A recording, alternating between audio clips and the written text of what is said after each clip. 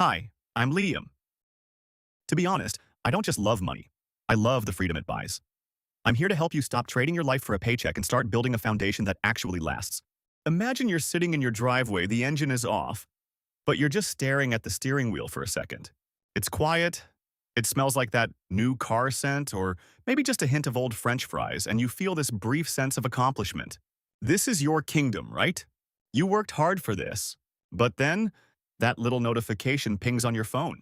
Your auto draft for the car payment just cleared. Then comes the insurance. Then you realize you're low on gas again. Suddenly, that leather seat doesn't feel like a throne anymore. It feels like a cage. Look, I'm not here to be the fun police or tell you that you should be riding a rusty bicycle to work in the rain.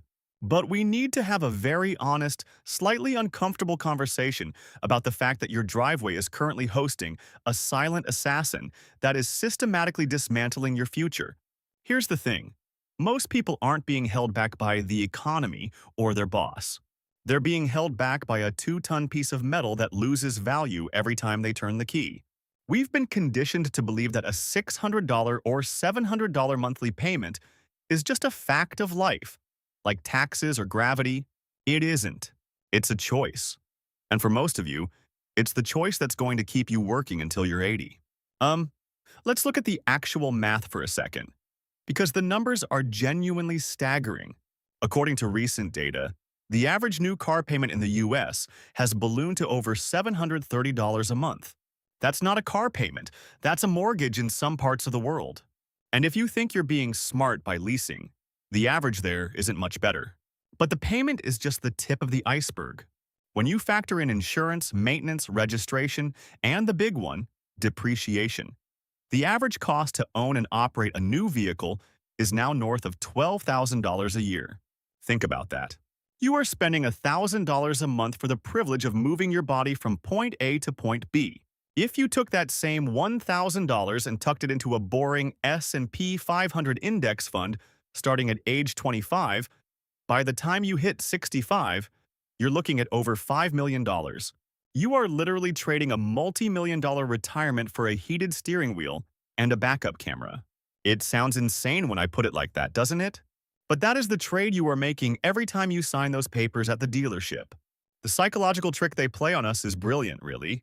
They sell us the lifestyle. They show us commercials of SUVs driving up pristine mountaintops, even though the closest that car will ever get to off-road is a gravel driveway at a Starbucks. We buy the car for the person we wish we were, but we pay for it with the life of the person we actually are. We're essentially renting status from a bank. And look, I get it. Your car is the first thing people see when you pull up. It's your suit of armor. But it's an armor made of melting ice. Most cars lose about 20% of their value in the first year and 60% over the first 5 years.